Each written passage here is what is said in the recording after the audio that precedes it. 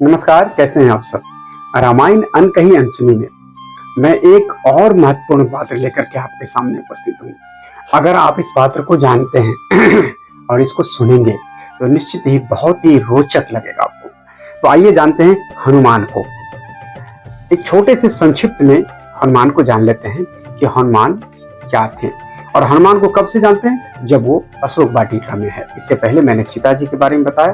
अब सीता जी अपने आप को असहाय महसूस कर रही है, मतलब लगता है कि उन्हें कि मैं अपनी जान दे दूं, तभी उसका बायां फड़कने लगता है।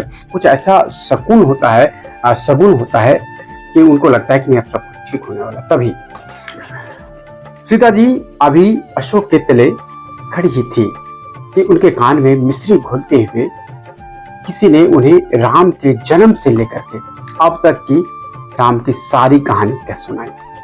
पर अचानक जब वह बोली, ठंड पड़ गई, यानी कि वो कहानी खत्म हो गई, तब ऊपर मुंह कर उठाकर चारों ओर आंखें घुमाने पर सीता जी देखती क्या है कि सामने एक ऊंचे पेड़ पर उजले कपड़े पहने वानर जाति का कोई मनुष्य चुप्पी साधे छिपा बैठा हुआ है।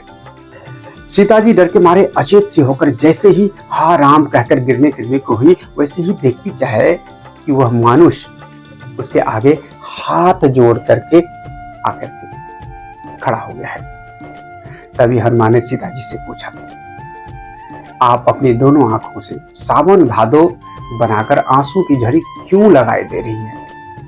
मुझे बस इतना बता दीजिए कि क्या आप ही जनक की दुलारी और उनकी बेटी सीता जी हैं?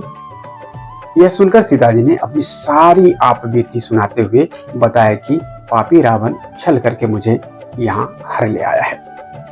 वो मुझे धमकी देकर 2 महीने की छूट दे गया है, फिर वह मुझे जीता नहीं छोड़ेगा।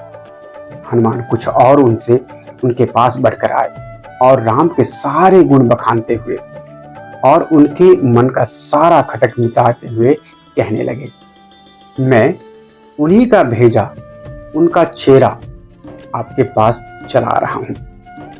आपके बिछोह से उन्हें न रात को नींद न दिन को चैन है।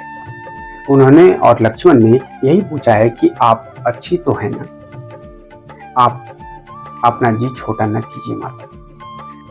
थोड़े ही दिनों में उनसे आपकी भेंट हो जाएगी। मैं सुग्रीव का मंत्री हनुमान नाम का वानर मानुष हूं और समुद्र लांघ कर रावण के सिर पर पैर जमाकर आपके पास तक निडर होकर के चला आया हूं। सीता जी के पूछने पर हनुमान ने राम और सुग्रीव की मिताई करने और एक दूसरे के सुख दुख में हेली मेली बनने का सारा ब्यौरा उन्हें कह सुनाया और यह भी बताया कि जैसे पवन देवता न किसी के बांधे बंधते हैं, न किसी के दबाए दबते हैं, वैसे ही जबरा और सुरमा उनका बेटा मैं भी हूँ।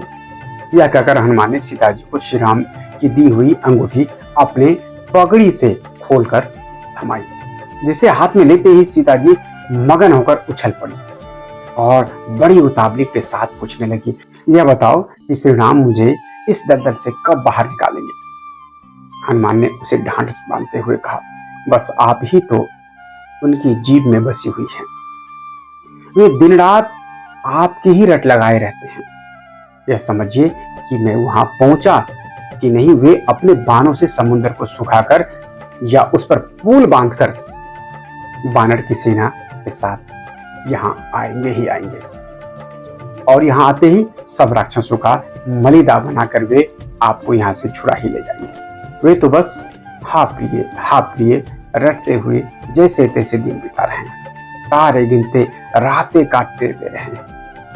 यह सुनकर तो सीता सुबक कर रुआसी बोली में कहने लगी, जैसे भी हो तुम जाकर श्री राम को झटपट लिवाते ले आओ। रावण को तो ऐसा मत चढ़ा हुआ है कि वह न तो अपने भाई विभीषण की एक सुनता, न किसी औरों की भली बात पर कान ही देता है। हनुमान ने उन्हें समझाया कि मेरे पहुंचते ही वे वानरों की बड़ी भारी सेना लेकर यहाँ पहुंचे। या कहिए तो मैं अभी चुटकी बजाते आपको उनके पास ले जा पहुंचा सकता हूं, बस आपकी आज्ञा की जरूरत है। सीता जी को फिर भी भरोसा नहीं हो पा रहा था। वे बोली, तुम इतने निर्णय से होकर मुझे कैसे पहुंचा पाओगे या ये कैसे यहाँ से ले जा पाओगे? देखते देखते हनुमान पहाड़ जैसे भारी भरकम ऊंचे होकर बोले, अब तो आप चढ़ सकती हैं ना माँ हमारे कंधों पर। सीता जी को तो फिर भी डर बना रहा कि कहीं पीठ पर से समुद्र में जा गिरी तो कहीं की ना रह जाऊंगी, मगरमच्छ मुझे गपक जाएंगे। और वे फिर बोली, श्री राम को छोड़कर मैं किसी को छूना भी नहीं चाहती, इसलिए तुमसे बन सके तो उन्हीं को जैसी भी हो यहाँ लिबाते आओ। यानी कि मैं श्री राम जी के अलावा किसी को छूना भी नहीं चाहती, इसलिए हम तुम्हारे ऊपर नहीं बैठ सकती है पुत्र, तुम जाओ उनको किसी भी तरह से लिवा लाओ।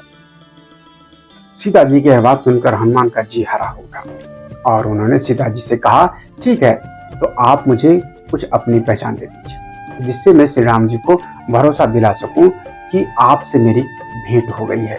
सीता जी ने कहा, देखो पहले तो उन्हें यह बताना कि कब्बे बने हुए जयंत ने जब मुझ पर चोंच चलाई थी तब आपने चटाई में से एक कुश निकाल कर उसे धनुष पर चढ़ाकर ऐसे छोड़ी कि उसे कहीं ठौर ठिकाना नहीं मिला, और वो चारों ओर धक्के खा खा कर हार कर झक मार कर जब आपके पैरों में आ गिरा तब आपने उनकी दाएं आंख निकालकर उसे छोड़ दिया था, माफ कर दिया था।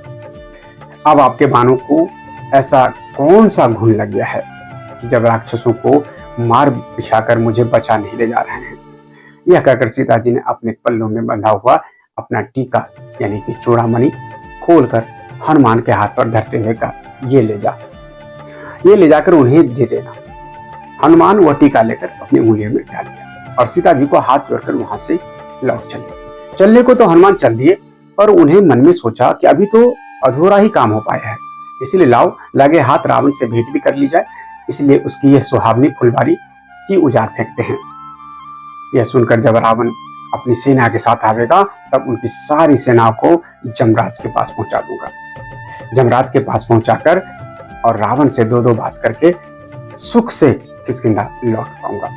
यह सोचकर उन्होंने आधी घड़ी में ही वह फुलवारी प्रमोद वन, जिसको रावण प्रमोद वन नाम रखा था, उखाड़ पुखार कर उजाड़ खंड कर बना डाला।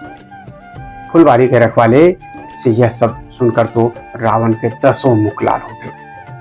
तब ताव में उसने जिन जिन को वहां भेजा था उन सब किंकरों, फुलवारी के रखवालों, प्रहस्त के बेटे, मंत्री के 7 बेटों और सेनापतियों को पीट पीट कर मार मार कर घुन घुन कर हनुमंत ने भुरता बना छोड़ा।